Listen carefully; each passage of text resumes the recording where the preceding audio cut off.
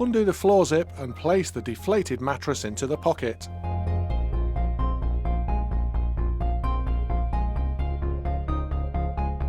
Unclip the hose from around the pump and secure it in the hole marked "Out".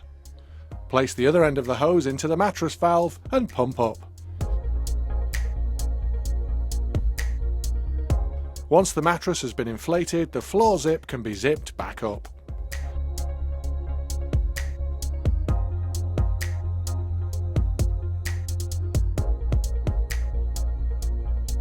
Fasten the 2 clips around all 4 corner poles of the Voyager.